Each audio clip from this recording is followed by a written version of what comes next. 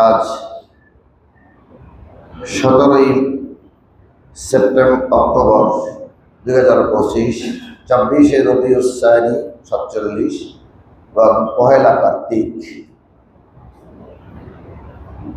আজকে ঢাকা মিরপুর মডেল থানা জামে মসজিদে জুমার সালাতে যে সমস্ত ভাইয়েরা সালাত আদায়ের লক্ষ্যে হাজির হয়েছেন, যারা পথে আছেন, আলোচনার জন্য মেহরাবে বসেছি। সকল দিক বিবেচনায় মহান আল্লাহ তাআলা আমাদের যে সুযোগ দিয়েছেন, এজন্য মালিকের দরবারে শুকরিয়া আদায় করি, আলহামদুলিল্লাহ। প্রিয় ভাইয়েরা, আল্লাহ সুবহানাহু ওয়া তাআলা সূরা মুলকের 10 নম্বর আয়াতের মধ্যে এই ছোট্ট বক্তব্যটুকু দিয়েছেন, আকালু লাউ কুন্না নাসমাউ আও না'কিলু মা কুন্না ফি আসহাবিস সাঈর। হায়, সেদিন লোকেরা বলবে, যদি আমরা কুন্না বহু বছর, যদি আমরা মনোযোগ সহকারে শুনতাম, নাসমাউ, আল্লাহ সুবহানাহু ওয়া তাআলা বিশ্ব নবীজির মাধ্যমে মানব জাতির কল্যাণের জন্য, অকল্যাণ থেকে বাঁচার জন্য, কল্যাণের পথে চলার জন্য যে নসিহা প্রদান করেছেন, যে বক্তব্য প্রদান করেছেন, যে দিক নির্দেশনা দিয়েছেন, সেই বিষয়গুলো যদি আমরা নাসমাউ, আমরা মনোযোগ দিয়ে শুনতাম, আও না'কিলু, অতঃপর তা যদি আমলে নিতাম, নাকিল জমা মুতাকাল্লিম, যে আমরা যদি তাকে আকলের ভিতরে ধারণ করতাম, শুধু শুনলাম আর কান থেকে বেরোয় গেল, তাহলে তো হবে না।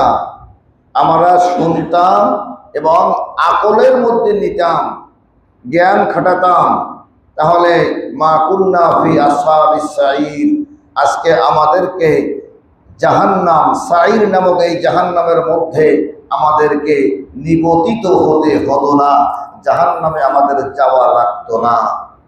এই আফসোস সেদিন পৃথিবীর মানুষ জাহান্নামের ভিতরে যারা প্রবেশ করবে, তারা ঢোকার আগেই এই আফসোস করবে।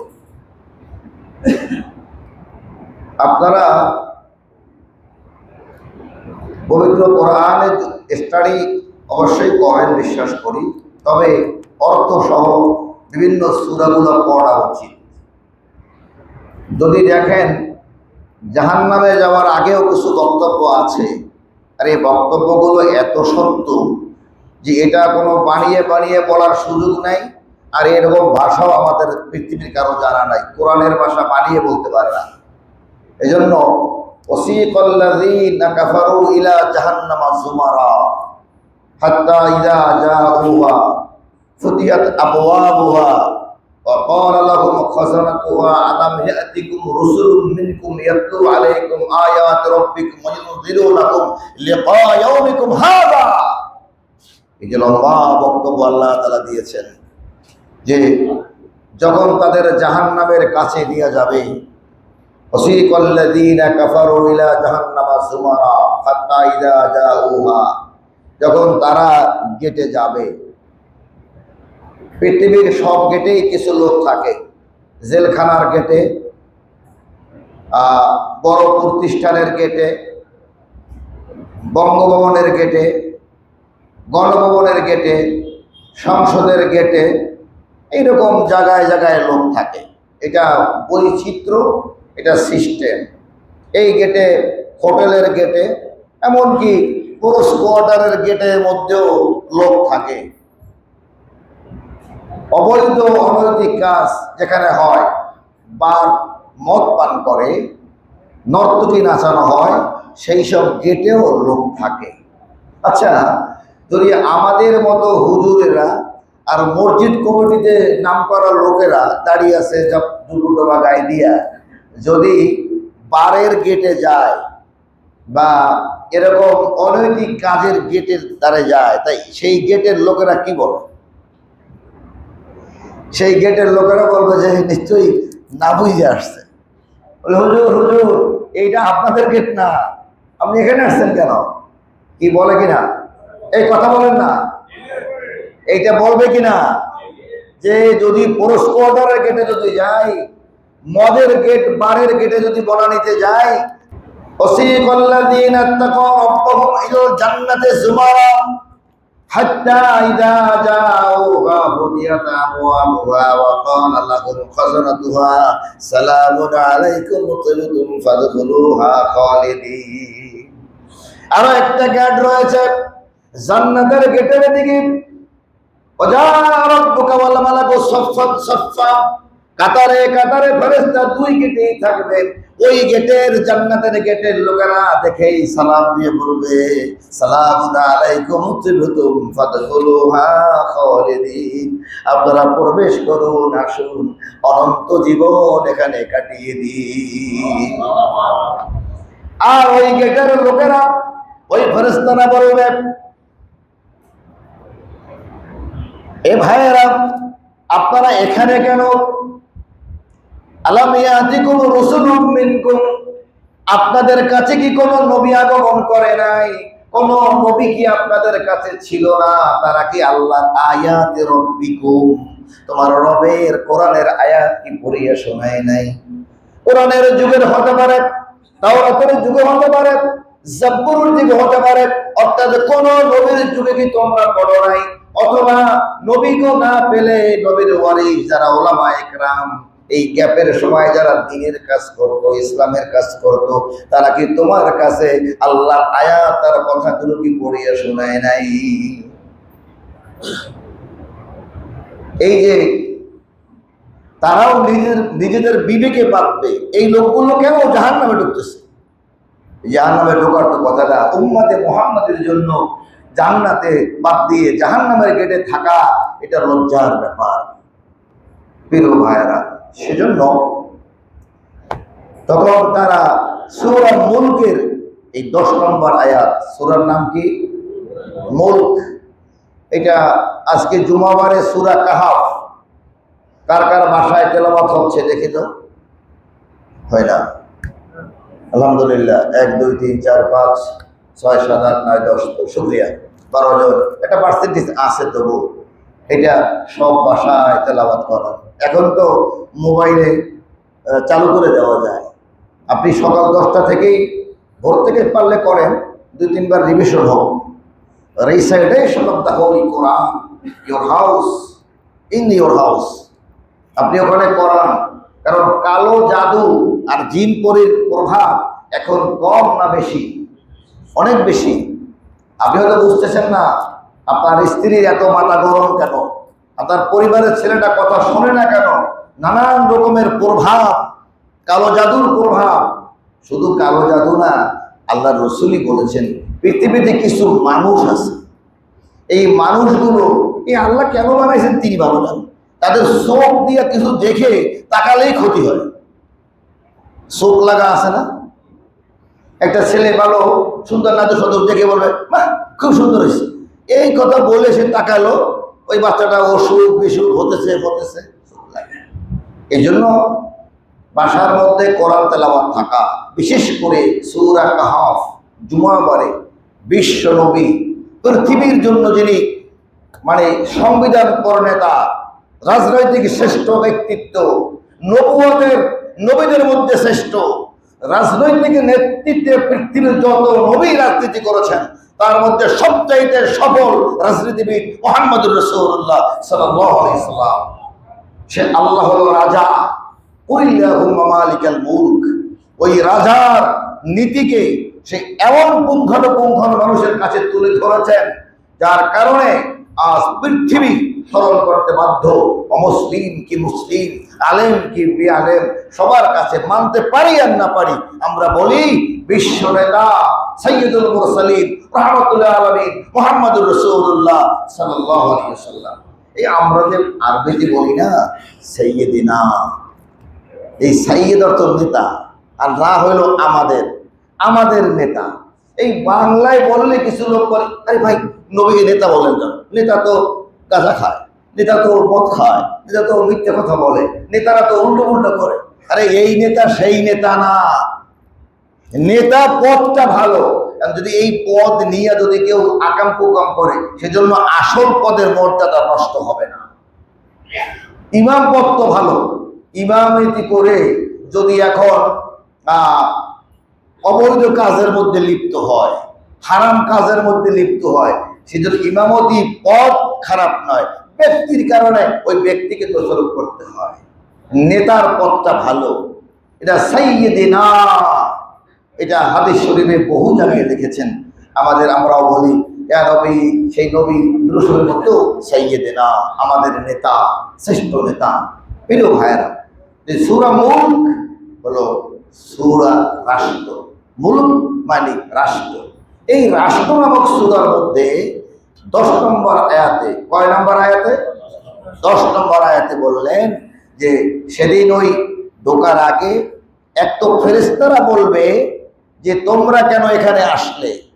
এরপরে লোকেরা বলবে অকালু লাউ কুন্না নাসমাউ আও নাকিলু মা কুন্না ফি আসহাবিস সাঈদ। হায় হায়, যদি সেদিন আমরা কথাগুলো শুনতাম, মনোযোগ দিয়ে শুনতাম, আর নাকিলু আকলে নিতাম।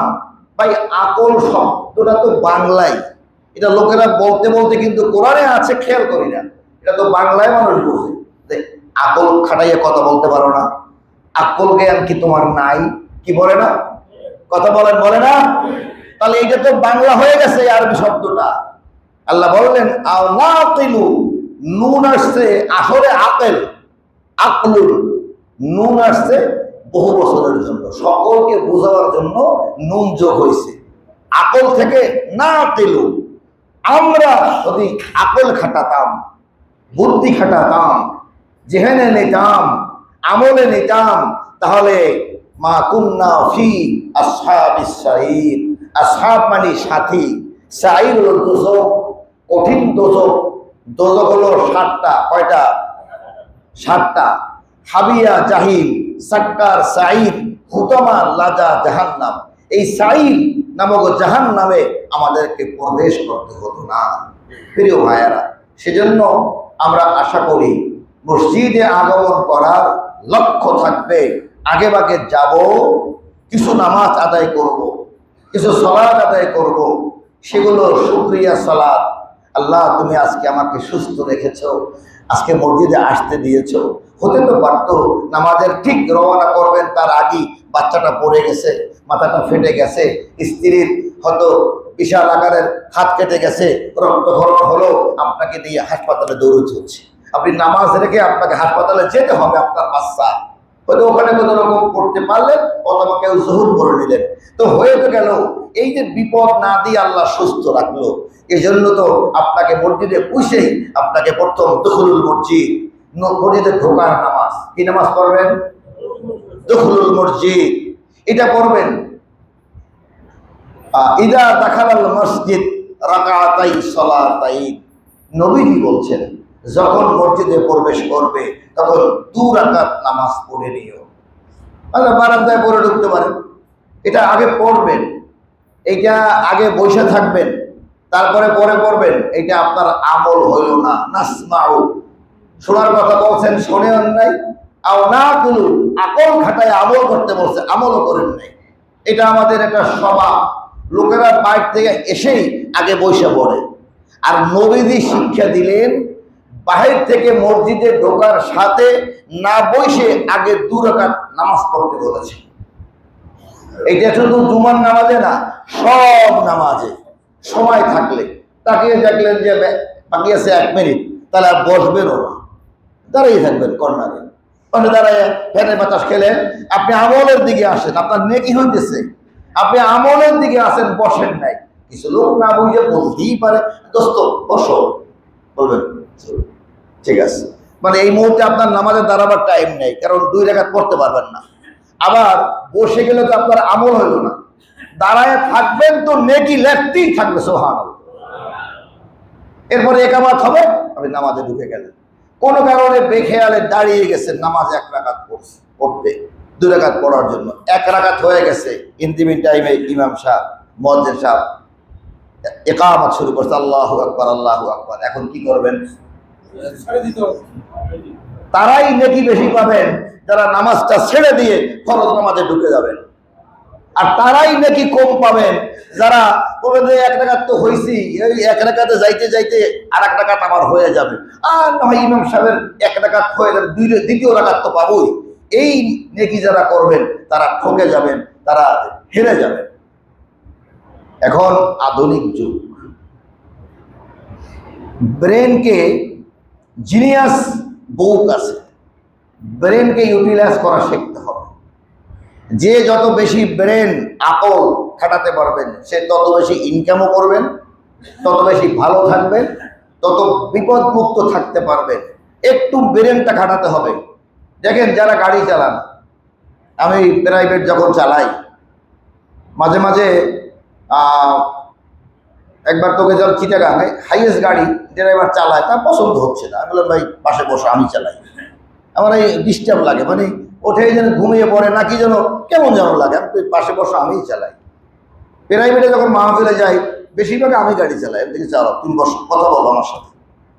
তো এই রাস্তা দিয়ে চালাই, মোটরসাইকেল চালাই, দেখেন ব্রেন কাজে লাগানো। আপনার সামনে একটা গাড়ি আর একটা আসতেছে, আপনার ব্রেনটাকে রাখতে হবে। আপনি যে পিছিয়ে বসে বসে আপনি খালি সে আসতে তাহলে আপনি ধীরে ধীরে টানতেছেন, আপনি জায়গা মতো যাই বসতে পারবেন না।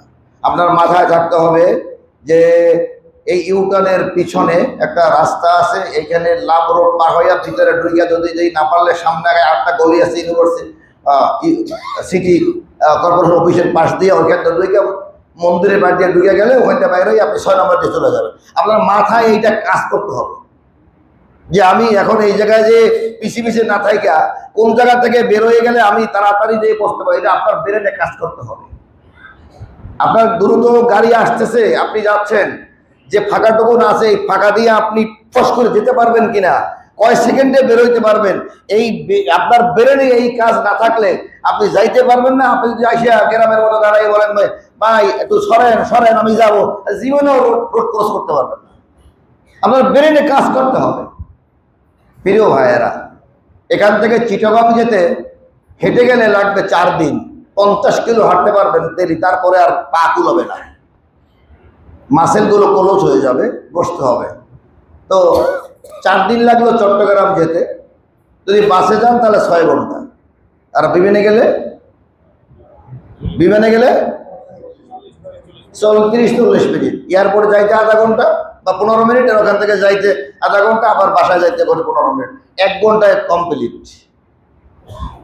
আপনি যদি ব্রেন খাটান, টাকা উপার্জন করতে পারেন, তাহলে আপনার 1 ঘন্টার 4 দিনের কাজ আপনার 1 ঘন্টায় হবে, ঠিক কিনা? আমলের দিকে এমনই, আপনি অল্প সময়ে অনেক বেশি আমল করতে পারবেন। আপনি যদি এশার নামাজের পরে আপনি নাটক সিনেমার মধ্যে বা বাজে গল্পের মধ্যে না পড়ে যদি আপনি সেখানে কিছু সময় কোরআনের তাফসির বাংলা ইংরেজি আরবি মিলে দেখে টেকে আপনি ঘুমিয়ে যান, নবীজি বলছেন এই মানুষটি সারা রাত জেগে জেগে নফল নামাজ পড়লে যে সব হইতো ফজর পর্যন্ত, ওই সব তার আমলনামায় দিয়ে দেওয়া হবে। তা আপনি এইটুকু নিতে পারলেন না। আপনি ঘুমিয়ে ঘুমিয়ে সারা রাত ইবাদত করার সব নিতে হলে আপনাকে ঘুমের আগে আপনি কিছু কোরআন হাদিসের একটু স্টাডি করে আপনি শুয়ে পড়েন। আপনার মোবাইলে অ্যাপস আছে, আপনি এগুলো খুলেন, ওখানে ঢুকেন, অ্যানালগ টাইপের বাস্তব কোরআন পড়েন, এটার বেশি ভালো লাগে। মোবাইল থেকে কোরআন পড়া হয়, কিন্তু অনেক ইমানদার না হলে মোবাইল দিয়ে পড়তে পারবেন না। এখানে আপনার মোবাইল দিয়ে কোরআন পড়তে গেলে আপনার ইমানের স্তর অনেক উপরে লাগবে, সুপারলেটিভ ডিগ্রি লাগবে, কারণ মোবাইল খোলার সঙ্গেই আপনার নানান আহ্বান এসে পড়বে। হ্যাঁ, নানান আহ্বান এসে পড়বে যে আমাকে দেখেন, এই করেন ওই করেন, একটু দেখিনি, ওই ঢুকবেন তো ঢুকছেন আর বেরোতে পারেন নাই। আপনারা কোরআন পড়া হয় নাই, একটা পরে একটা এই খবর ওই খবর ওই খবর করতে করতে দেখবেন যে আপনি ঢুকে পড়ছেন, আর মনেই নেই, পারবেন না। এই জন্য একেবারে কোরআন শরীফ নিয়ে পড়বেন, তর্জমা আলা কোরআন শরীফ। এমন ভাষা আমি চাই না আমার মুসল্লিদের যে ভাষায় তর্জমা আলা কোরআন নাই। এরকম ভাষা মুসল্লি আমার থাকবে না। আমার দাবি, আমার 1 বছরের সফলতা আমি ধরে রাখতে চাই এভাবে, আমি সমাজ কল্যাণে বসে শত শত কোরআন আমি এনে দিয়েছি। কার নাই বলেন আমাকে, আমি এনে দেব।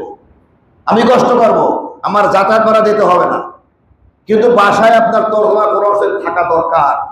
আপনি ওইটা আপনার স্ত্রীকে মাঝে মাঝে বলেন, ছেলে মেয়েকে বলেন, পরীক্ষা শেষ, রেজাল্ট হয়েছে, গতকালকে আমার মেয়েও পাশ করেছে সায়েন্স কলেজ থেকে, অনেকের রেজাল্ট হয়েছে।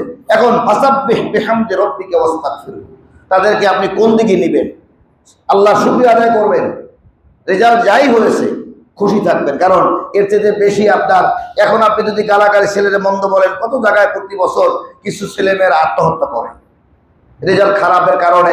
বাপ মা এত তাদের উপরে মানে মন্দ বলেছে বা নেগলেন্সি করেছে, এসব কারণে শেষ না।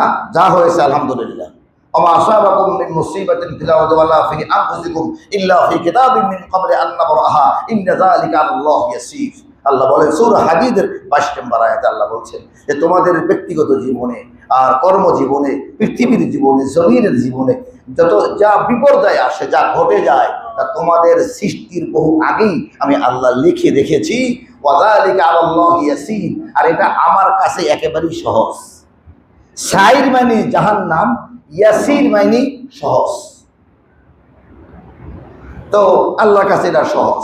সেজন্য বলবো যে আল্লাহ এটাই রেখেছেন, বাবা তুই সামনের দিকে আগায় যাও, সামনে কি করবা তাই করো। যদি ফেলও করে তবে আপনাকে ডেকে নিয়ে একটা সূরা পড়ান, একটা তাকে ভালো মতো কথা বলেন। তাকে যদি আগে কেক খাওয়াতেন, একটা কেক নিয়ে আসেন, বাবা তুই ফেল করছো, দুঃখ নাই, তুই এবার আবার রেডি হয়ে পড়। আপনার এই সুন্দর ভাষায় আপনার পরিবারের মধ্যে সব দোষ অনেক সময় আমাদেরই আছে। আমরা যদি যা না পারি সমস্ত দোষ পরে ঘরের মহিলার মধ্যে দিয়ে দিই, পরে গিয়ে সব তোমার কারণে হয়েছে এগুলো। এটা সহজ সিস্টেম। এটা নিয়ে শুধু মনক্ষুণ্ণতা বৃদ্ধি পায়। হ্যাঁ, দোষ আছে, তারও আছে, আপনার আমারও আছে। আমরা ডিলিং করতে পারি নাই। রেজাল্ট ভালোর জন্য আরো কিছু করার প্রয়োজন ছিল। আমি তো দোকান নিয়ে ব্যস্ত ছিলাম, আমি ব্যবসা নিয়ে ব্যস্ত ছিলাম, রাজনীতি নিয়ে ব্যস্ত ছিলাম, দুনিয়ার ইনকামের পিছনে ব্যস্ত ছিলাম। ছেলে মেয়ের প্রতি আসলে যতটুকু নৈতিকতার শিক্ষা, মানগত শিক্ষা, তার লেখাপড়ার, এটা আমি হয়তো প্রাইভেটের টাকা দিয়ে আমি চলে গেছি, যা যেরকম পারো। এখন রেজাল্টের সময় আপনি নানান কথা বলছেন না, আপনি যেটা হয়েছে এটা শুকরিয়া করুন। আল্লাহ তাআলা এটাই বলছেন, লাইন শাকারতুম লাযীদান্নাকুম ওয়া লাইন কাফারতুম ইন্না আযাবি লাশাদীদ। এটা বুঝতে হলে ইমানের স্তরটা একটু বাড়াতে হবে, যে আমার আসলে ছেলে যা হবার আমি চেষ্টা করার পরে যা হয় নাই সেটা আর তকদিরে ছিল না। চেষ্টা করি নাই, যা হয়েছে আমিও দায়ী। চেষ্টা করেছি, মান মতো চেষ্টা করি নাই। ওয়ালাইসা লিল ইনসানি ইল্লা মা সাআ। আল্লাহ বলছেন মানুষ যেভাবে চায় আমি তা দেই। আপনি চান নাই আসলে। আপনি বলছেন যে অমুকের ছেলে প্লাস পাইছে, অমুকের ছেলে এই করছে ওই করছে, হ্যাঁ ভালো পারবি, কিন্তু ভালো করবি এরকম। আপনি কি গভীর রাতে বাবা হইয়া 2 রাকাত নামাজ পড়ে আল্লাহকে বলছেন, আল্লাহ আমার ছেলেটাকে তুমি পড়ায় বলো যদি বানাও মাহবুব, ওর মায়ের কথা শোনে না, ওর বাবার কথা শোনে না, হে মালিক, দুপুরটা চোখের পানি ফেলছেন না? ফেলেন নাই, আপনার সময় নাই, আল্লাহর কাছে নত হইয়া বলার মতো টাইম নাই।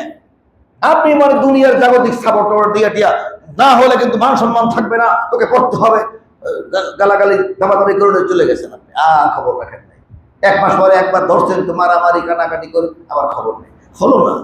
আপনাকে প্রতিনিয়ত এভাবে সপ্তাহে একবার কাউন্সিলিং করা প্রয়োজন ছিল। বাবা কোথায় কোথায় যাও, কেমন বন্ধু নিয়ে চলো, কি কি করো, বন্ধুত্ব করতে, সন্তানের সাথে মিলে যাওয়া।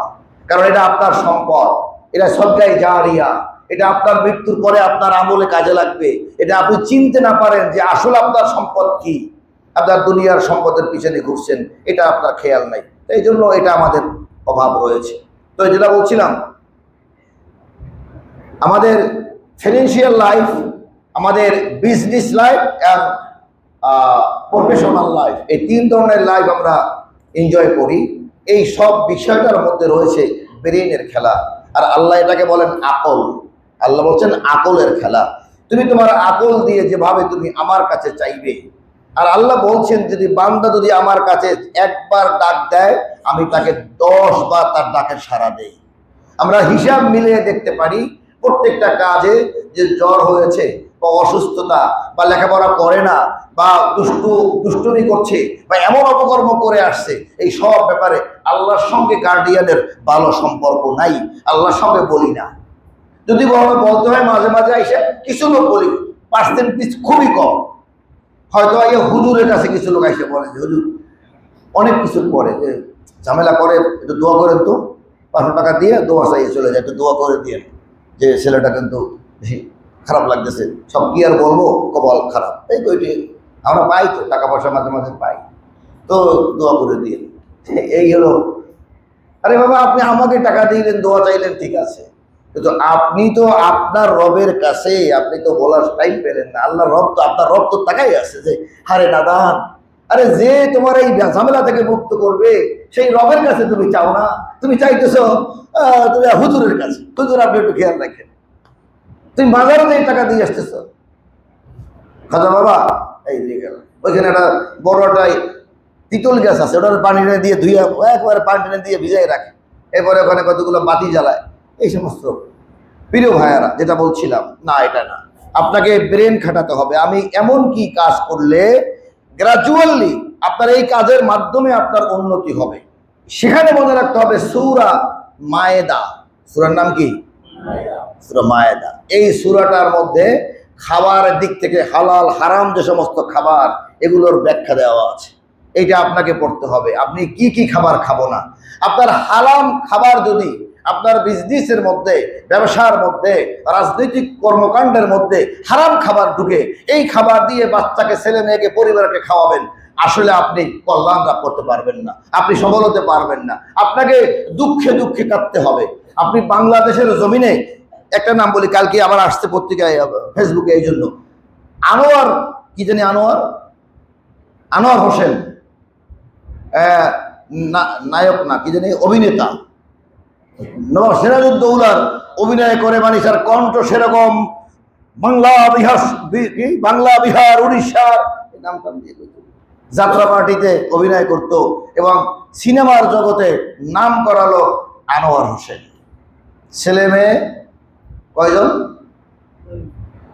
ও তাহলে দেখেন নাই কালকে, ও 5 জন। কয়জন?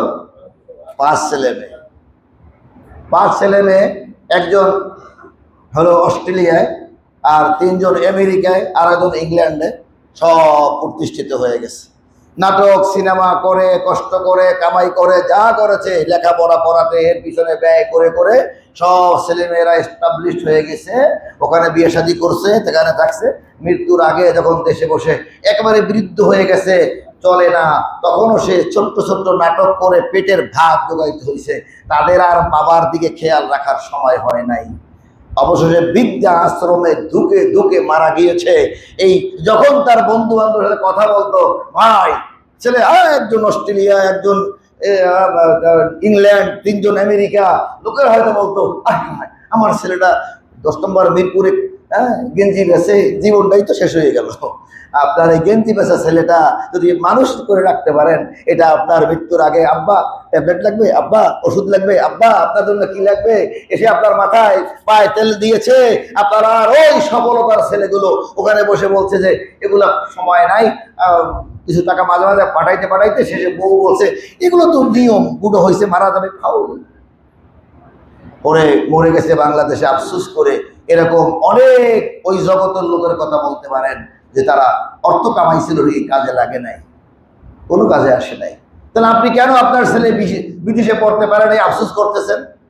আপনি যতটুকু হয়েছে এ দিয়ে আপনি এখানে রেখে আপনি সুন্দর করে তাকে মাদকাসক্ত থেকে মুক্ত রাখতে পারছেন কিনা, তাকে নামাজের মধ্যে রাখতে পারছেন কিনা, তাকে একজন ন্যায়পরায়ণ মানুষ বানাতে পারছেন কিনা, এটা বাড়াইতে পারলে আপনি তো সফল বাবা হয়েছে, নিশ্চয়ই কাজে লাগবে। প্রিয় ভাইয়েরা, আসুন আমরা মনে করতে চাই যে যদি আমরা আব্দুল্লাহ ইবনে আব্বাস রাদিয়াল্লাহু তাআলা আনহু থেকে বর্ণিত, তিনি বলেন রাসূলুল্লাহ সাল্লাল্লাহু আলাইহি সাল্লাম তার সাথে তার তিনি তার পূর্ব থেকে, এগুলো হাদিসে কুদসি, যেগুলো পূর্ব থেকে শুনেছেন, আল্লাহ থেকে শুনেছেন, এগুলো নিশ্চয়ই আল্লাহ তাআলা পুণ্য এবং পাপ লিখে রাখেন। পুণ্য এবং পাপ দুইটাই তিনি লেখেন। খুব মনোযোগ দিয়ে শুনবেন। নাসমাউ আও নাকিলু, তার ব্যাখ্যায় নবীজি বলেছেন যে কোনো ভালো কাজ যখন সংকল্প করে সে করবে, একটি ভালো কাজের সংকল্প করেছে সে করবে, কিন্তু করতে পারে নাই, সাথে সাথে আল্লাহ তাআলা ওই বান্দার আমলনামায় একটি নেকি লিখে দেন। জোরে বলেন না সুবহানাল্লাহ। একটি ভালো কাজ করার চিন্তা করার সাথে সাথে তার আমলনামায় একটা নেকি লিখে দেন। এরপরে যদি তিনি এই কাজটি সম্পন্ন করেন, না করতে পারলে এক নেকি পেয়ে আপনি একটা পুরস্কার, সান্ত্বনা পুরস্কার পেয়ে গেলেন। তিনি মানুষটা ভালো ভালো নিয়ত করেছিলেন। রাস্তাটা ভাঙা, কি পরিমাণ ভাঙছে, আমাদের লুৎফর বাড়ির সামনের থেকে বাইরে মসজিদে আসতে ইদানিং ভাঙতে ভাঙতে কঠিন ভাঙা ভাঙছে।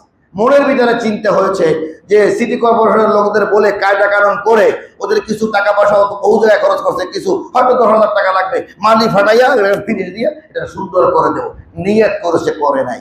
আল্লাহ তাআলা আমলনামায় একটা নেকি লিখে দিয়েছে। আর যদি এইটা করতে পারে তাহলে বলা হয়েছে 10 গুণ থেকে 700 গুণ, কোন হাদিসে তার থেকে অধিক, 10 থেকে 700 গুণ তার থেকে অধিক নাকি তার আমলনামায় আল্লাহ লিখে দেন। নবীজি বলেছেন, আল্লাহর পক্ষ থেকে তিনি শুনেছেন, বর্ণনা করেছেন আব্দুল্লাহ ইবনে আব্বাস। প্রাণপ্রিয় ভাইরা, এরপরে বলেছেন যদি এই ব্যক্তি একটি পাপ কাজের সংকল্প করে, একটি গুনাহের কাজ মনের ভিতরে আসছে যে গুনাহটা করব, কিন্তু আসার পরে ফেরেশতারা দেখলো যে এটা চিন্তা করছে কিন্তু গুনাহ করে নাই, ওদিকে চিন্তা করছে ভালো করবে, সঙ্গে সঙ্গে এক নেকি, চিন্তা করছে খারাপ কিছু করবে কিন্তু করে নাই, ফেরেশতাদেরকে বলছে লেখো না, কিচ্ছু লেখো না, তার আমলনামায় কোনো নেকি গুনাহ লিখবে না।